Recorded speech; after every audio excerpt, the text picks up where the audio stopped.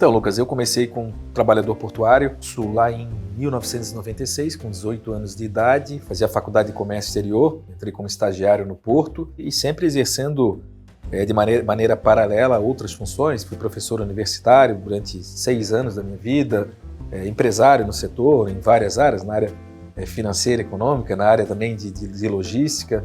Então foram algumas experiências importantes até chegar à vereança em 2016. Fui vereador, fui eleito na época, sempre falo, pelo setor, o setor portuário, o setor do comércio exterior. Nós temos o caso, por exemplo, das ferrovias, que é algo que é debatido no estado de Santa Catarina há pelo menos 3 décadas com muita propriedade. Eu fiz faculdade de comércio exterior na Univale em 1996 ao ano 2000, eu tinha uma disciplina de ferrovia, nós debatíamos ferrovias. Naquele momento a gente já ouvia que se nós não tivéssemos ferrovia no estado de Santa Catarina, em 10 anos Santa Catarina ia de certa forma perder muita carga para os estados vizinhos.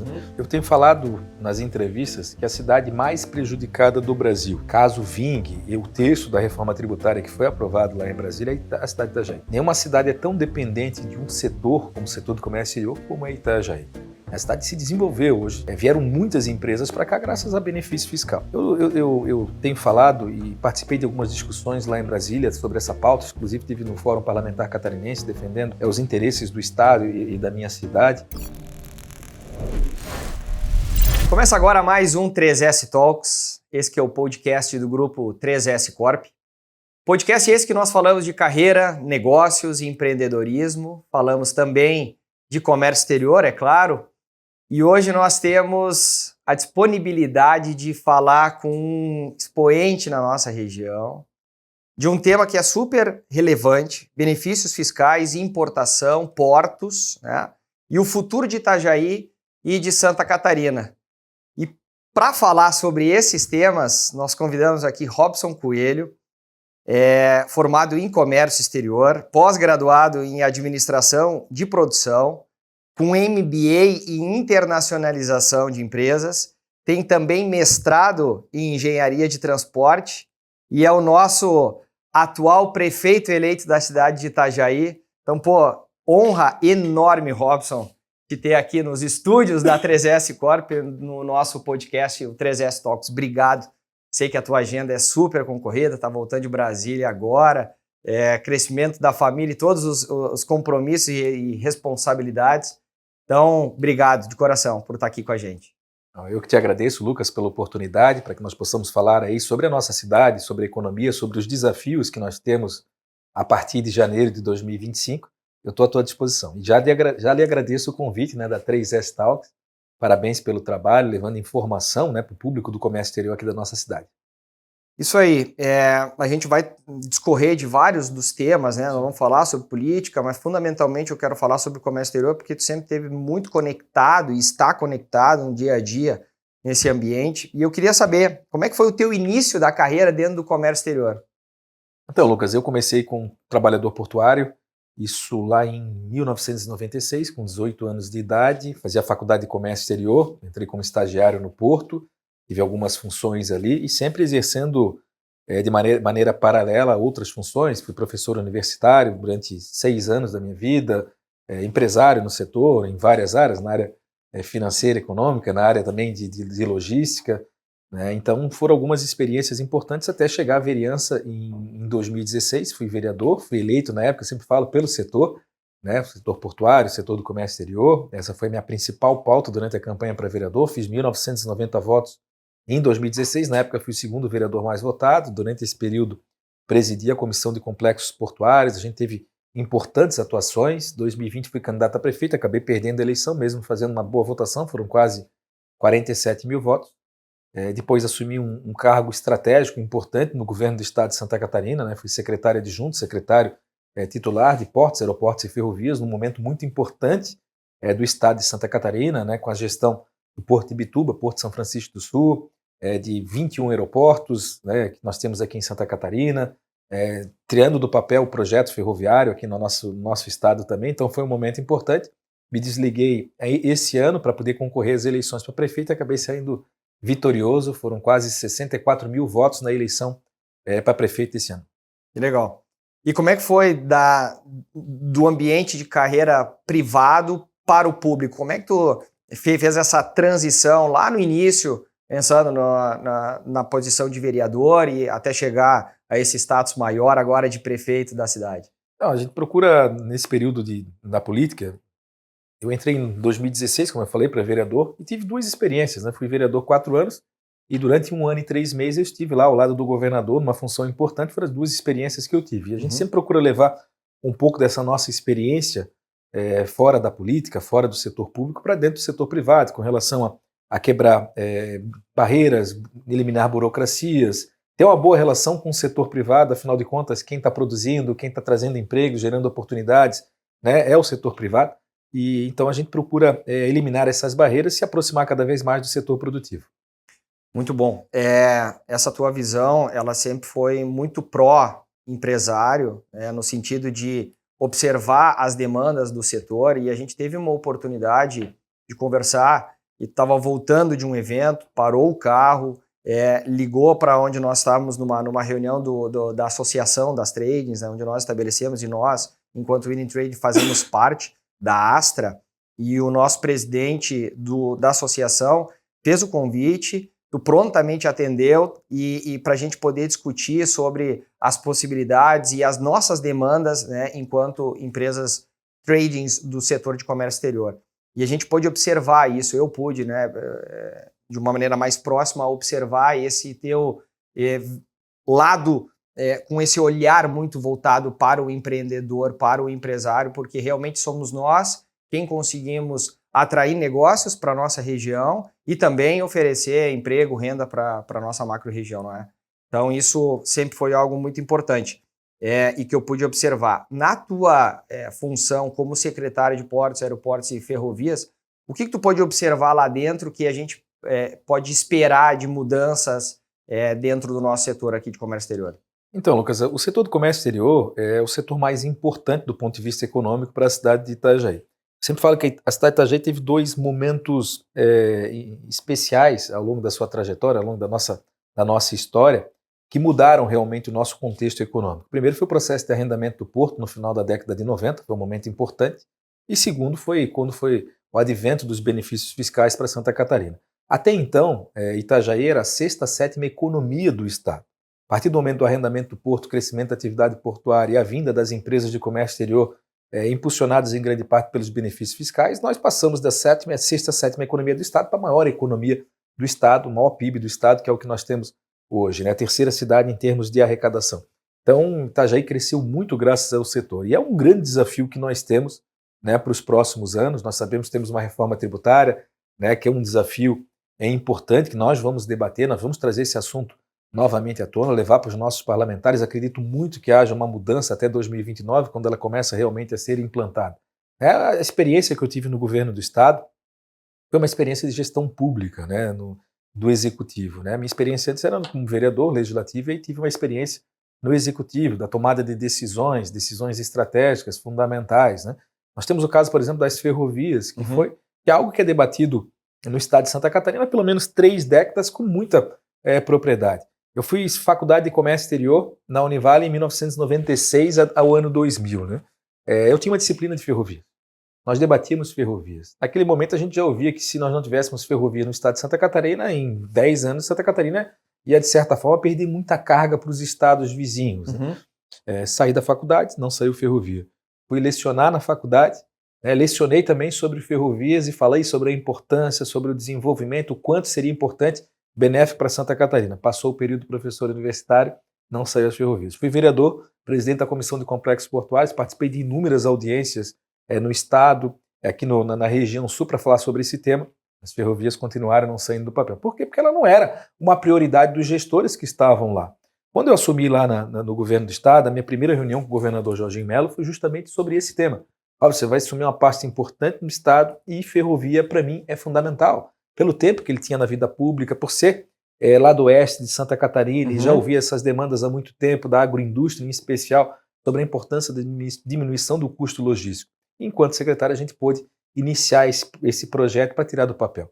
Nós estamos praticamente com os projetos quase que concluídos, né, para nós levarmos ao mercado, para atrair grandes empresas do setor para fazer os investimentos em ferrovias. Nós tivemos durante esse período, inclusive, com 2 grandes grupos econômicos, interessados em investir em ferrovias no Brasil. A questão ferroviária era uma questão muito burocrática, né? Hoje nós estamos falando, para construir uma ferrovia, nós estamos falando de um custo aí de 20 milhões de reais o quilômetro. É um custo altíssimo. Sim. E esse recurso na mão do poder público é impensável nos dias de hoje. O presidente Bolsonaro, lá em 2022, conseguiu fazer o marco regulatório das ferrovias, com o apoio do Congresso, logicamente, que é de fundamental importância. Então nós entregamos os projetos de ferrovias ainda esse ano, e ano que vem nós levamos ao mercado para atrair os grandes investidores para o setor. É uma questão de sobrevivência econômica do estado de Santa Catarina num período aí nos próximos anos, né? Hoje a nossa principal carga de exportação é a carga congelada, que vem do oeste de Santa Catarina. Sim. Né? E essa carga, daqui a pouco, se nós não cuidarmos, ela acaba indo para um outro estado, para o Paraná, por exemplo, que também já está com projetos ferroviários adiantados. Então, o exportador, o importador, ele olha muito a questão dos custos logísticos, e a ferrovia é uma alternativa para a redução desses custos logísticos. Pois é, e aí falando de custos logísticos dessa problemática, talvez, da falta de exploração de ferrovias, em complemento, talvez, teria a questão da cabotagem, né? Que também é pouco explorada em nível nacional, e a gente tem uma estrutura, teria a oportunidade de estruturar, mas acaba não acontecendo, né? Talvez por custos maiores do que propriamente um transporte rodoviário, seja no Brasil, do Oiapoque ao Chuí, o cruzamento esse transporte é feito basicamente por linhas rodoviárias, por transporte rodoviário, quando poderia ser explorado de outras maneiras, como a cabotagem, né, ou como ferrovias. Até a questão da cabotagem, nós Sim. temos linhas de cabotagem que atracam aqui no nosso complexo, tanto em Navegantes como em Itajaí, mas você pode observar como desses navios adentram aqui o canal, eles já não vêm no topo da sua capacidade, porque falta um trabalho mais efetivo, né? Também foi aprovado o marco regulatório da cabotagem durante o governo Bolsonaro, a redução de alguns custos, né? A oportunidade de trazer navios estrangeiros para a utilização da cabotagem aqui no Brasil, que é algo que não era permitido até então, mas ainda precisamos avançar muito nesse tema. E o que tu acha que deveria ser feito por nós, empresários, para que outros negócios sejam fomentados nesse sentido de cabotagem? Porque a gente acaba não explorando. É muito mais simples, rápido, fazer uma ligação, contratar uma transportadora. Nós temos, inclusive, uma transportadora dentro do Grupo 3S, justamente para fornecer esse serviço complementar, agregado à nossa atividade fim, que é a parte de importação e tal. Por quê? Porque está no dia a dia, é muito mais conhecido pelo público em geral, o transporte rodoviário. O que a gente poderia fazer para fomentar novas operações aí no que diz respeito à cabotagem? Bom, através das associações, você falou aqui da Astra, que é uma associação que representa as trades também aqui em Itajaí, nós precisamos debater mais isso, né? Levar essa alternativa para o cliente de uma maneira geral, vocês que estão no comércio exterior, são de trades, agentes de carga, ter essa alternativa dentro da empresa de vocês para explorar esse mercado que é importantíssimo, a redução de custos logísticos para os clientes de todos vocês, mas através das associações, fazer a provocação com o setor político, com a classe pública de uma maneira geral, né? É importante que vocês possam fazer essa provocação para que a gente possa criar mais estímulos para esse setor que é importante. A gente falou de ferrovias, cabotagem, que são dois setores que precisam se desenvolver ainda no Brasil. Se a gente pega a Europa, o transporte rodoviário é um produto de chegada para as demais alternativas aeroportuárias e, enfim. Nós temos o Brasil é um país com uma extensão territorial grande, né? E nós utilizamos de uma maneira geral o transporte rodoviário é o que predomina e vai continuar permanecendo, porque dentro de qualquer setor, o incremento da cabotagem, quem vai lá buscar a carga no porto ou levar até o porto continua sendo o transporte rodoviário. E da mesma forma, o transporte ferroviário, né? O transporte rodoviário, de uma maneira geral, para distâncias menores, depois tem o transporte ferroviário para distâncias médias, longas, e o transporte de cabotagem para distâncias, como por exemplo nós temos aqui alguns casos, né? Itajaí, Manaus, né? Zona Franca, importação, né? Poderia utilizar o transporte de cabotagem, que seria agregar valor ao cliente. Justo. Sempre que eu estou em alguma reunião no Rio Grande do Sul ou em São Paulo, eu apresento o estado de Santa Catarina de uma maneira conceituando como um cluster logístico no Brasil.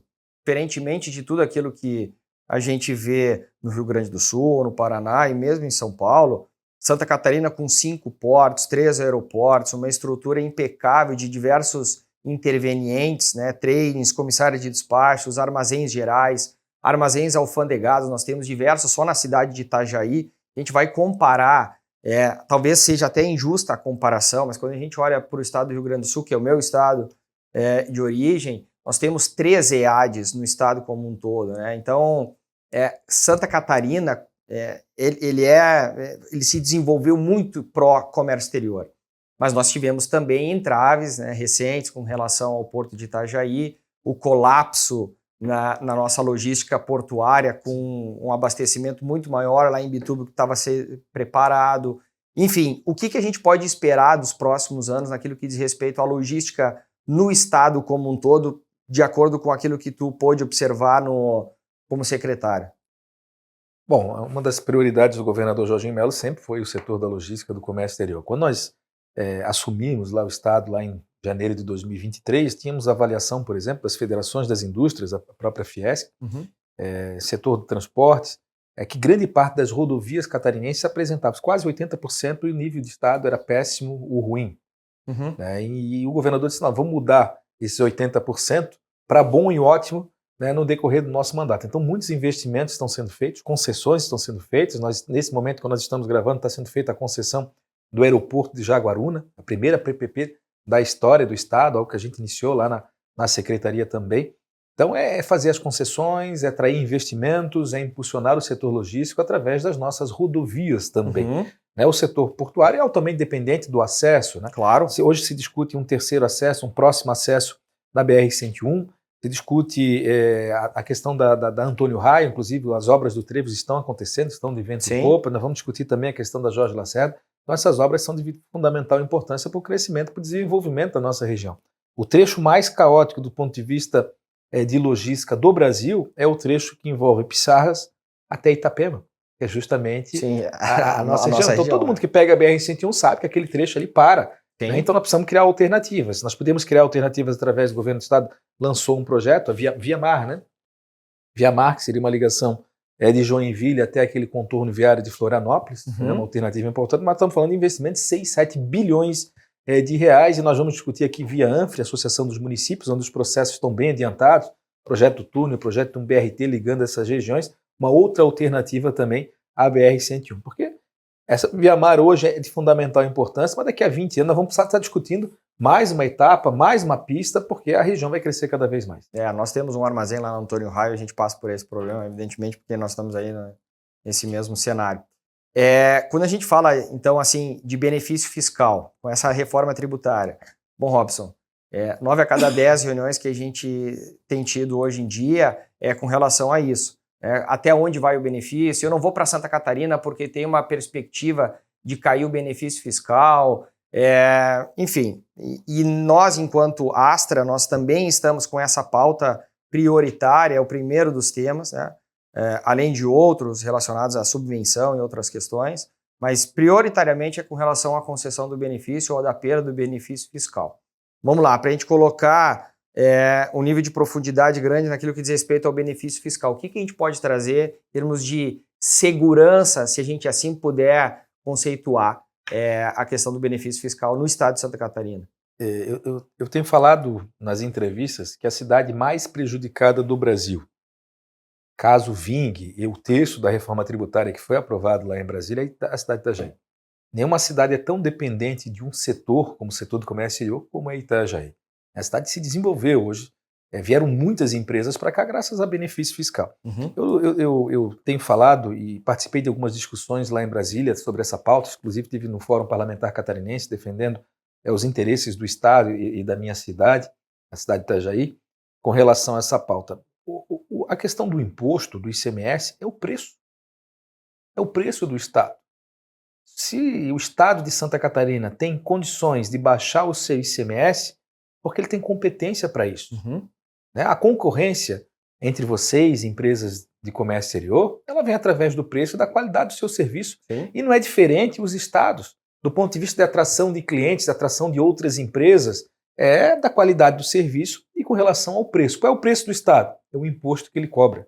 ICMS 17%. Se eu baixo o ICMS para 1,4%, para 2%, para 4%, 6%, dependendo da modalidade, é porque eu tive competência para isso, é porque eu fiz a lição de casa. Eu não tenho culpa que um estado lá do Nordeste, o estado da Bahia, o estado do Sergipe, eles não conseguem fazer isso. Por quê? Porque eles não fizeram a lição de casa, são máquinas extremamente inchadas, pesadas, e a reforma tributária é muito injusta com relação a isso, porque ela privilegia estados que não são competentes do ponto de vista fiscal, do ponto de vista orçamentário, do ponto de vista administrativo, e prejudica estados que cresceram bastante, como é o estado de Santa Catarina, através dessa condição também. Então, nós precisamos trabalhar, enquanto gestor, enquanto prefeito da cidade, eu preciso trabalhar com duas possibilidades. A primeira é que essa reforma tributária possa vingar, o que vai ser muito ruim para Santa Catarina e que vai ser muito ruim para Itajaí. Se essa reforma tributária vingar e a concorrência, do ponto de vista dos estados, elas acabarem, né, nós vamos precisar se preparar para isso. De que forma eu vou manter o cliente aqui em Itajaí? Primeiro, eu vou precisar ter portos mais competitivos, eu preciso ter alternativas logísticas, qualificação da mão de obra, questão dos aluguéis. Então, eu preciso criar uma série de situações para fazer com que o cliente permaneça no meu estado, sabendo que a questão financeira é a questão mais importante numa tomada de decisão de uma empresa. Então, nós somos prejudicados. E a outra possibilidade... Porque nós já estamos mais ao sul, ou seja, o nosso custo de logística já é um pouco mais... Isso.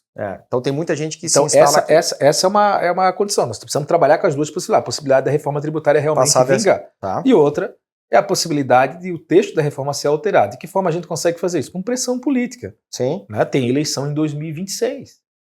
A gente tem que buscar alternativas ao governo que está aí, né, que é um governo de esquerda e que visa apenas a questão da arrecadação, do aumento de imposto, para aumentar o inchaço da máquina pública.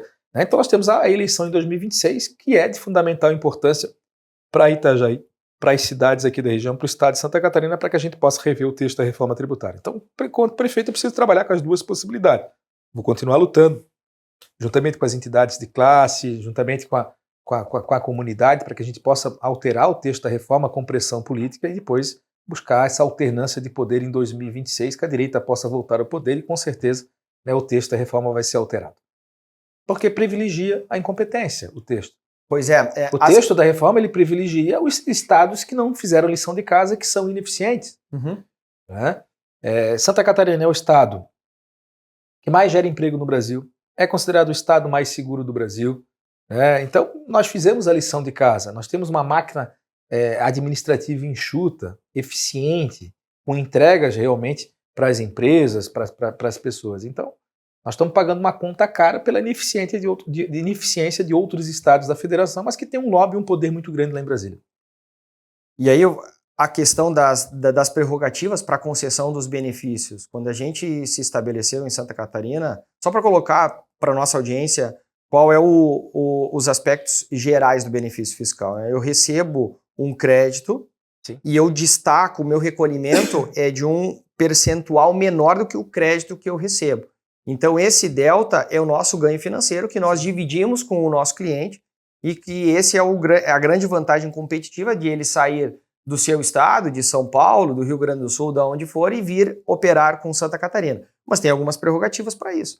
Tem que utilizar de portos, aeroportos e de zonas de fronteira do estado de Santa Catarina e que todos os prestadores de serviço também sejam de Santa Catarina, que o que hoje é o tratamento tributário diferenciado, antigamente era o pró-emprego, né? Isso. Com essas prerrogativas iniciais. E quando nós fizemos o nosso pleito ao benefício fiscal, lá em 2015, salvo engano, 2014, 2015, nós levamos 36 meses, porque o governo do estado validou durante esse período se as nossas operações eram corretas, até que nós tivéssemos o nosso pleito dessa análise não parcial, porque o nosso recolhimento era diferente, era maior do que é hoje, então nós tivemos durante esse período um período, aspas, probatório, e depois nós tivemos esse percentual menor de recolhimento do ICMS. Ou seja, nós a partir disso conseguimos robustecer as nossas operações, nós conseguimos empregar muito mais, nós trouxemos muitos outros clientes para dentro do estado de Santa Catarina, e assim como nós fizemos enquanto trading, diversos outros players do setor também fizeram. E aí cria essa robustez de logística e diversas competências em outras áreas, armazéns, transportadores, diversos stakeholders aí para o comércio exterior. Se isso mudar, realmente o estado perde bastante. Né? Muito, muito. Volto a falar, Itajaí seria a cidade mais prejudicada do Brasil. Nós estamos altamente dependentes desse setor. Quase 50% de toda a economia de Itajaí vem através do comércio exterior. 1 em cada 3 pessoas na cidade trabalha direto ou indiretamente com essa atividade. Então nós precisamos lutar. A gente vai lutar através das entidades de classe, através da classe política, né, através de você que está em casa nos acompanhando, que precisa lutar, precisa interceder, porque é algo extremamente grave.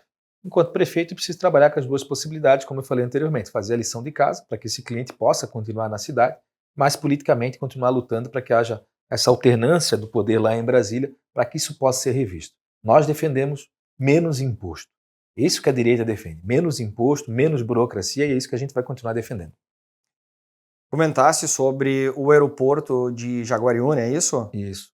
Ele vai ser um aeroporto internacional? O que a gente pode pensar em termos de... Quando nós assumimos lá no estado, nós temos 21 aeroportos em Santa Catarina públicos, né? Uns concessionados já à iniciativa privada, como é o caso de Navegantes, Joinville, Chapecó, né? Navegantes, Joinville, Chapecó e Florianópolis, que é o principal do Brasil, né, hoje. E outros estão delegados à gestão estadual e outros subdelegados a municípios, né? E o aeroporto, numa região, ele tem um papel fundamental de crescimento econômico, de desenvolvimento. Lá no sul do estado nós temos 2 aeroportos, e um deles é o aeroporto de Jaguariúna, que nós entendemos, né, que deveria ser repassado para a iniciativa privada para fazer a gestão. Fizemos uma PPP, está sendo, o martelo vai ser dado hoje lá na Bolsa de Valores, com a vinda de investidores para aquele equipamento, que é o que nós acreditamos, é a vinda do setor privado para algo que ainda é tocado pelo público, mas o privado tem mais condições para isso. Nós, enquanto público, né, nós vamos ter a arrecadação dos impostos, a geração de empregos e tudo que gira em torno. Então, a concessão do aeroporto de Jaguariúna é um passo importante para o estado de Santa Catarina, outras serão feitas. E aí, quando nós trazemos aqui para Itajaí, nós temos o compromisso de algumas parcerias com a iniciativa privada para que o turismo possa crescer e se desenvolver na nossa cidade. Eu falei da campanha, por exemplo, da questão do Canto do Morcego, Parque do Atalaia, né? Nós temos um exemplo aqui da cidade vizinha, Balneário Camboriú, que nos trouxe muito isso. A questão do nosso centro eventos, que precisa ser melhor equipado para atrair grandes eventos aqui para a nossa cidade. Tem lá o Parque do Agricultor. Então nós defendemos a vinda da iniciativa privada para que possa aliviar as costas do setor público, e porque tem mais eficiência, né? E o poder público tem que cuidar das suas responsabilidades maiores, que é a questão da saúde, da educação, da segurança pública, e o restante é não atrapalhar.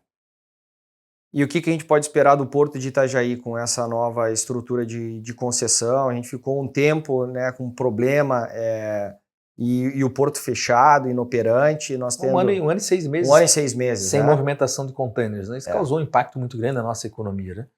Então, o que nós defendemos? Hoje o Porto ele tem a delegação para o município, para que as pessoas possam entender. Essa delegação é a gestão, a administração portuária é feita pelo município. Tá. Nós estamos aí próximo de vencer esse contrato de delegação, vence no dia 31 de dezembro desse ano. Estamos pressionando Brasília através dos nossos parlamentares para que essa delegação ela continue com o município de Itajaí. E aí, no segundo momento, é fazer o edital de longo prazo, o edital definitivo, que é assim chamado, edital de 35 anos, renovado por mais 35, para atrair os investimentos privados, né, para a gestão operacional do Porto de Itajaí. Hoje, ela é feita pela JBS, um contrato transitório, um contrato de curto prazo, nas áreas privadas do Porto, o Berço 1 e Berço 2, que era antes da IPM, e na área pública hoje é dividida entre a própria JBS, entre os navios de carga geral e entre os navios de transatlântico.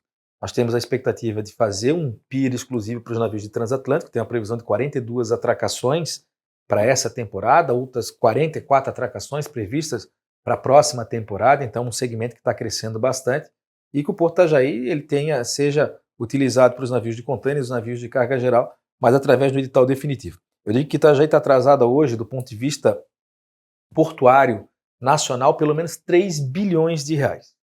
É um investimento necessário para nós colocarmos em Itajaí de volta, para que possa voltar à questão da competitividade que nós tínhamos hoje, para competir com Navegantes, com Itapoá, com Porto Paranaguá e outros portos aqui da região sul do Brasil. Então, 3 bilhões de reais, que é um valor significativo, mas quando a gente fala do segmento portuário, é um valor, podemos falar até que irrisório, porque 3 bilhões de reais, ele seria utilizado hoje para fazer a dragagem para 17 metros. Pois eu ia te perguntar sobre as obras de assoreamento. Isso, nós precisamos aprofundar, né, o rio aí para 17 metros de profundidade. Nós precisamos fazer a segunda etapa da obra da bacia de evolução para receber os navios de 366, 366 metros, que já estão circulando pela costa, já circulam aí na navegação mundial estão vindo para o Brasil também, nós precisamos estar preparados. Itapuá está mais adiantado nesse momento do que nós, através lá do complexo da Babitonga. Então, é uma obra importante. Aí tem outras questões, nós precisamos tirar um casco de um navio que está ali, aí tem que envolver também Brasília. Então, dragagem, bacia de evolução, nós já falamos de meio bi. Uhum. Depois nós temos que investir no aumento da área primária do porto, né, da área de armazenagem. Nós precisamos pelo menos aumentar da retroárea. Da área primária, da área primária. Porto. O aumento da área primária do porto precisa ser, nós precisamos aumentar. Hoje nós recebemos uma grande empresa interessada em vir para Itajaí recentemente, que disse, olha, eu vou para Itajaí, mas eu preciso de uma área exclusiva de 80 mil metros quadrados de área. Sim. Né? Então nós precisamos aumentar a área operacional do Porto de Itajaí para armazenagem. Isso envolve também investimento, investir em equipamentos, novos portainers, novos stackers. Então hoje... Esse aspecto, desculpe te interromper, mas esse aspecto realmente é a logística, né? Os caminhões ficam parados aqui, não tem senha de acesso. Isso. E aí vira uma fila quilométrica e traz um problema gigante para os importadores. São investimentos, né? Eu acredito que um edital de longo prazo vai atrair grandes empresas para concorrer no processo. Acredito que desses 3 bi vai passar de 4 bi, porque a concorrência vai permitir isso, porque é uma região muito atrativa para a logística. Nós temos a própria JBS, que está hoje operando e tem uma previsão de movimentar 30 mil containers. Para nós é muito interessante. O porto, se você olhar para o porto hoje, está praticamente lotado. Uhum. Né? Então, a JBS deve participar de um processo de longo prazo. Nós temos a própria DP World de Emirados Árabes, que se instalou recentemente aqui em Itajaí, já de olho nesse edital de longo prazo. Nós temos outros dos 4 maiores armadores do mundo. Enquanto secretário de Estado, eu estive com 2 deles interessados também em vir para Itajaí. Então, as expectativas são muito boas. A gente só precisa destravar, né, essa questão de Brasília, a burocracia lá de Brasília, fazer esse processo o quanto antes da delegação com o município de Itajaí e que a gente tenha autonomia para recolocar Itajaí no rumo certo. E aí, quando a gente fala expansão portuária, eu só quero trazer esse tema porque foi pensado, foi discutido, e aí eu não sei como é que está essa situação. Uma água aqui para o Robson. Novos portos, construção, né, abertura de novos portos. Isso tem alguma expectativa ou perspectiva real ou não?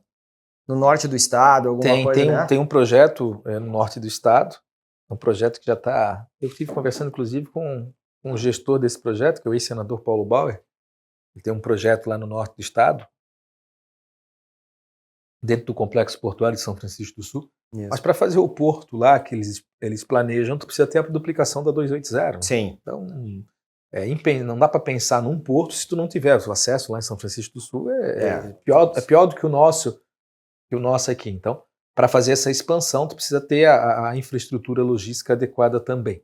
Então, inclusive, encontrei o ex-senador Paulo Bauer em Brasília ontem, onde tratamos desse assunto. Nós queremos fazer a expansão do Porto de Itajaí também. Hoje nós temos cerca de 1 quilômetro de cais. Né? Com o aumento do tamanho das embarcações, a tendência no futuro é que 1 quilômetro de cais permita 2 navios. Os navios, a previsão dos navios navios de até 400 metros, sim, vai acabar. E aí a expansão, a montante do porto, logo depois do porto nós temos um terminal da Brascarne, né? Ele tem cerca de 250 metros de cais e dá sequência, né? A montante do porto, uma expansão do porto, e aí sim com terminais exclusivos de movimentação. Teríamos um terminal de containers, que é o nosso atual modelo, depois um terminal exclusivo para movimentação de navios de carga geral, e aí trazer outras especialidades, os automóveis, por exemplo, que já atracam aqui em Itajaí, e outros tantos. E que temos a condição de crescer ainda, é um segmento fantástico para a economia da cidade, uma indústria limpa, um segmento limpo, que gera muita receita para a cidade. Então, o nosso objetivo é crescer, modernizar aquilo que já se tem. Modernizar aquilo que tem e crescer a montante. Entendi. Bom, janeiro começa uma nova função. Quais são aí as expectativas de crescimento para os próximos 4, mas para os próximos 10 anos da cidade de Itajaí, Robson? Então, durante esse período de transição, nós estamos assustados com algumas informações que nós estamos recebendo, colhendo, mas confesso que quando nós colocamos o nosso nome à disposição da cidade, nós sabíamos que teríamos muitos desafios do ponto de vista financeiro, orçamentário, administrativo. Nós somos a cidade mais rica do estado de Santa Catarina, mas uma cidade que tem uma capacidade de investimento baixíssima quando comparado com outros municípios da região. Por quê? Porque a gestão não foi eficiente. Então, o nosso principal desafio a partir de janeiro do ano que vem é tornar essa gestão pública mais eficiente, mais moderna, permitido um aumento da capacidade de investimento. Vejo alguns setores fundamentais nesse processo. Nós temos aqui a atividade pesqueira, nós temos o setor do comércio exterior, o setor da logística, a construção civil tem uma perspectiva grande de crescimento com a aprovação do plano diretor, alguns ajustes precisam ser feitos, mas Itajaí vai ganhar muito com o crescimento também da construção civil nos próximos anos, outorga onerosa, e aí sim a contrapartida que são os investimentos públicos em novas alternativas viárias para a cidade. A construção naval tem crescido bastante. O turismo nós vamos apostar muito no turismo, nós temos uma indicação técnica no turismo, que é o Ronaldo, que é presidente do Convention Bureau, né, uma indicação vinda do mercado, né, um profissional extremamente capacitado. Aliás, as indicações que nós estamos fazendo nas pastas são indicações técnicas. Né? A Gabriela, presidente da Associação Comercial, é secretária de Desenvolvimento Econômico, o Ronaldo, né, do setor empresarial do turismo. Então, o próprio secretário do Urbanismo, né, o João Paulo também, tem uma boa circulação no meio. Então, são indicações técnicas, profissionais já testados no mercado e vão contribuir agora com a gestão pública. E aponto também um segmento com um potencial muito grande de crescimento, que é o setor da tecnologia em Itajaí. Nós vamos investir muito nesse setor. Nós temos já um centro de inovações lá na Itaipava. É um modelo feito pelo governo do estado. Ano passado o governador esteve aqui inaugurando aquele modelo. E dentro do Centro de Inovações, o Centro de Inovações, aliás, está dentro de um distrito, uma área de cerca de 300 hectares que nós vamos transformar num bairro tecnológico. Porque Floripa virou isso, né? O Vale do Silício brasileiro ou algo do gênero, então... Floripa que nos espere. Mas nós temos um potencial muito grande. Porque nós temos aqui a universidade, preparando bons profissionais, nós temos mão de obra qualificada, nós temos uma logística favorável, sim, proximidade de porto, aeroporto. O Centro de Inovações está numa região estratégica, que é as margens da Antônio Raio, que é duplicada, e agora com as obras ali do Trevo vai facilitar bastante, e outras alternativas viárias que nós vamos construir, mas esse local vai gerar muita coisa boa para Itajaí. A expectativa é que nós possamos levar ao mercado, já o ano que vem, né, no primeiro semestre do ano que vem, para ofertar ao mercado para que a iniciativa privada venha aportar recursos no futuro Distrito de Inovação, projeto muito bem elaborado pela nossa Universidade do Vale do Itajaí. Então, uma área fantástica. Sugiro vocês, quando passar por ali, um pouco depois da Multilog, ali, cerca de 1 quilômetro depois da Multilog à direita, ali fica o Centro de Inovações, já é uma área que está sendo utilizada por algumas empresas de tecnologia, mas nós precisamos mais. Então, nós vamos criar esse distrito de inovação para atrair. Porque isso atrai muita gente, muitos estudantes, e aí muitas empresas do setor o exemplo Vale do Silício, ambiente, né? de startups, né? O exemplo Vale do Silício, né? Essas empresas de tecnologia, elas são atraídas por uma série de situações, né? A questão da qualificação da mão de obra, nós temos uma universidade pronta para capacitar novos profissionais todos os anos na área de tecnologia. Segundo, a questão portuária, a questão da logística, a questão aeroportuária. Sim. E terceiro, a questão, eu pego o Vale do Silício, né, as empresas, lá esse modelo das empresas estarem localizadas próximos das moradias. Sim, então, e aí entra o imobiliário, o setor imobiliário. Então a ideia é ter que ali seja um grande polo tecnológico de moradia e de atração de negócio. Nós já tivemos as reuniões com algumas empresas interessadas em se instalar naquela região. Empresas grandes, empresas de renome a nível internacional. Já nesse período de transição, nós estamos tratando com muito carinho e muita responsabilidade. Porque tem muita gente que... Bom, o nosso galpão logístico é de um empresário do Paraná, né, que veio investir aqui na cidade. E assim, diversos outros do setor, também do ambiente de armazéns gerais. Né? Então, pensando no ambiente imobiliário de residências, de moradia, mas complementarmente a toda a outra infraestrutura, macroinfraestrutura que se desenvolve a partir de uma ação como essa, né, num setor específico de tecnologia, para atrair grandes empresas, empresários, ou mesmo as startups com esse conceito maior de começar negócios, né, no ambiente de tecnologia na cidade de Itajaí. Vai ser super relevante. Que bom.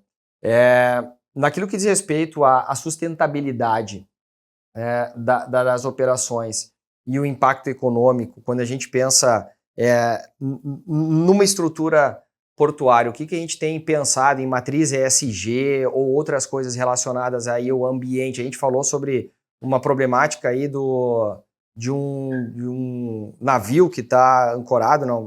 O que tu comentasse sobre o casco de um navio? Em 1897. Pois é, isso traz um problema de crescimento porque impacta o meio ambiente, tem uma regulamentação aí Uma que questão, não pode... eu esqueci, qual é o nome do instituto que cuida dessas questões aí? É INPE, não? Que nós estamos esbarrando nessa situação, porque para fazer a segunda etapa da obra da Bacia de Devolução, tu precisas abrir o mole, né? Uhum. O mole lá do lado de navegantes, para que os navios possam entrar com segurança. E aí tu precisa tirar esse casco do navio que foi descoberto durante um processo de dragagem, e algo que já está 5 anos nessa situação. Então é preciso encarar esse problema de frente, porque nós não podemos barrar um crescimento econômico, desenvolvimento da cidade, por causa de um casco de um navio, com todo respeito à questão histórica, que é importante também. Mas a gente precisa de mais celeridade nesse processo. E com relação à questão sustentável, ambiental, a gente tem tratado com muito carinho, nós trouxemos também para dentro da pasta do INES, né, que é o órgão ambiental aqui da cidade, a Heloísa, que tem vasta experiência no setor, doutoranda, esteve em Balneário Camboriú, participou do processo, por exemplo, da faixa de areia em Balneário Camboriú, que foi um projeto fantástico, né, de desenvolvimento daquela região, e sempre conciliando desenvolvimento com preservação do meio ambiente. A gente sempre tem que ter um equilíbrio, né? E esse equilíbrio, ele vem justamente com a participação do setor privado. Vamos pegar o exemplo Balneário Camboriú. Lá nós temos o Parque Unipraias. O Parque Unipraias é uma região hoje concedida à iniciativa privada, já há algum tempo, por mais de 10 anos que tem aquele espaço, né? Muito mais, né? E o setor privado é que é responsável por manter as questões ambientais. Vocês acham que se estivesse na mão do público até hoje, aquela região estaria tão preservada como está? Não estaria. Então a participação do setor privado é fundamental para a preservação das questões ambientais. É isso que nós entendemos, por exemplo, do Parque do Atalaia, para o Canto do Morcego. Se o privado não tiver ali com a responsabilidade, porque nós temos uma limitação do público em questões orçamentárias, aí explorar também do ponto de vista do turismo, essas regiões daqui a pouco estão sendo invadidas, estão tendo ocupações ilegais. Então é fundamental o modelo de PPP para esse processo de desenvolvimento e equilíbrio, né, nas questões ambientais. Boa. Agora nas rodadas, nas apresentações de Itajaí e em todo o ambiente que vai se desenvolver sob a tua liderança, a gente sempre fala de Itajaí como, conceitualmente, como cluster logístico do Brasil. Isso pode ser explorado, sei lá, como um hub logístico para o ambiente do Mercosul? Não sei se é provocativo demais ou é ambicioso demais, mas dentro de tudo aquilo que já foi feito, como a gente poderia colocar, agora já vou me apropriar disso também, a nossa cidade no ambiente aí internacional de forma ainda mais latente ou consistente?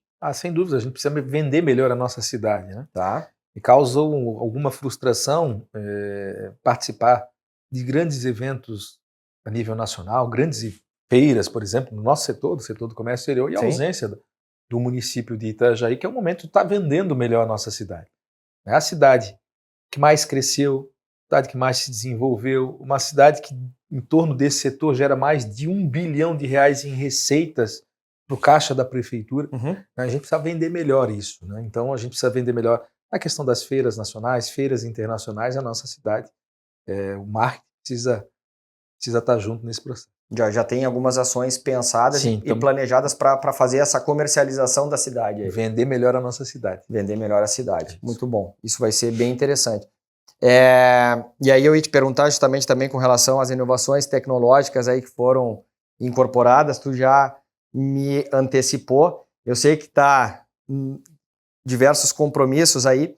E para a gente finalizar, portanto, Robson, o que mais te motiva a trabalhar aí para transformar a nossa cidade de Itajaí e fazer com que ela se torne cada vez mais referência nacional e internacional? Eu sou itajaiense, amo essa cidade, é a cidade que eu escolhi para morar, para criar meus filhos. Aliás, veio mais um agora. Né? Parabéns. Já estou com o número 3. E a paixão pela essa cidade me motivou a entrar na vida pública. E agora a paixão de ver essa cidade avançar.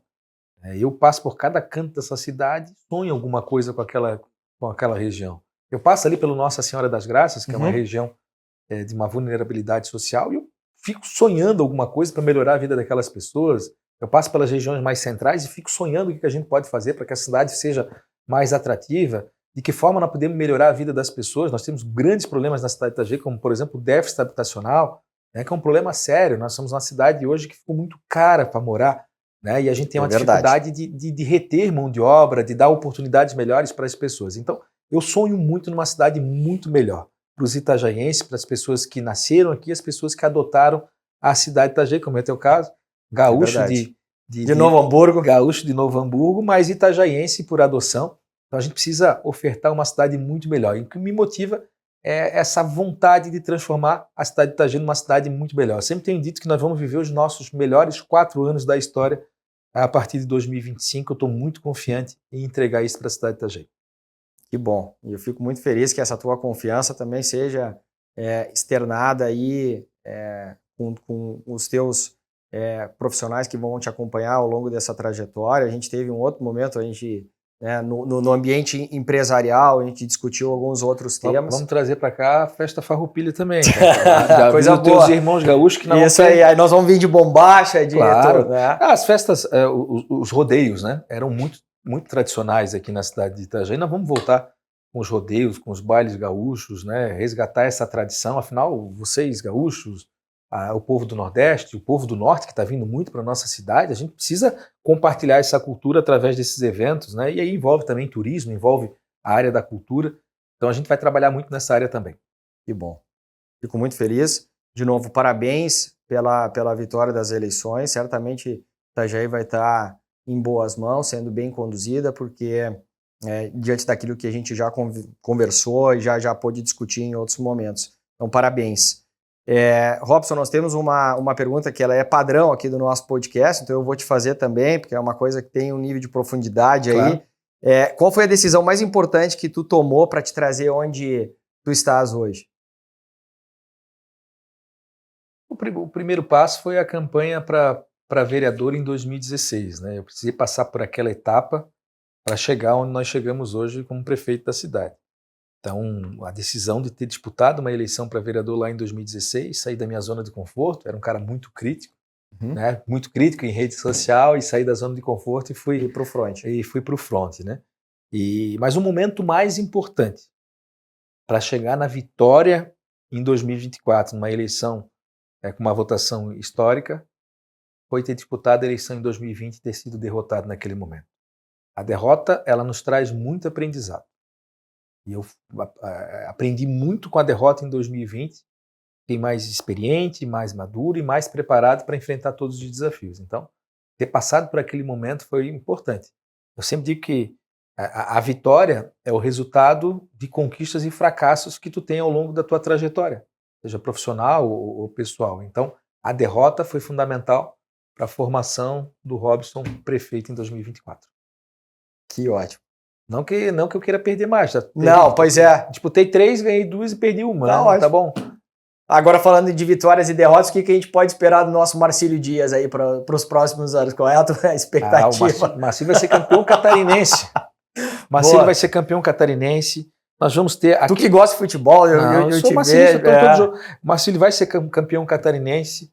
Nós vamos participar do processo. Nós já estamos trabalhando com o governador Jorginho Melo para que o terreno que hoje é utilizado por Marcílio há pelo menos 100 anos seja definitivamente do Marcílio.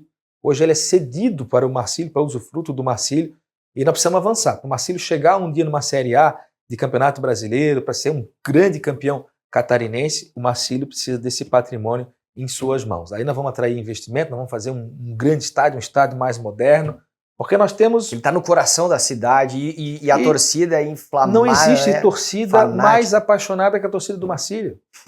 Não existe. A torcida do Marcílio é a torcida mais apaixonada de Santa Catarina, eu não tenho dúvida disso, a torcida mais vibrante, e a gente precisa de mais. Então nós vamos fazer essa parceria sim com o Clube Náutico Marcílio Dias. O presidente do Marcílio Dias, o Tarcísio Guedin, tem feito um grande trabalho, e a torcida apaixonada do Marcílio merece. Cidade mais rica de Santa Catarina tem que ter o time mais poderoso também, nós vamos chegar lá. Se tu busca expandir os teus negócios e entende que ele pode se dar por intermédio da importação ou da exportação, eu te faço um convite. Acesse o link que está na descrição desse episódio e fala com um dos nossos especialistas para entender todas as oportunidades que o comércio exterior tem a te oferecer.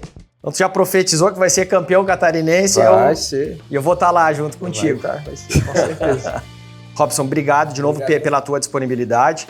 E obrigado por você também ter nos acompanhado em mais um 3S Talks. Eu te peço que leve esse conteúdo que foi gravado aqui com o Robson para mais pessoas, seja do comércio exterior, mas fundamentalmente da cidade de Itajaí e do estado de Santa Catarina. Te agradeço e te vejo no próximo 3S Talks.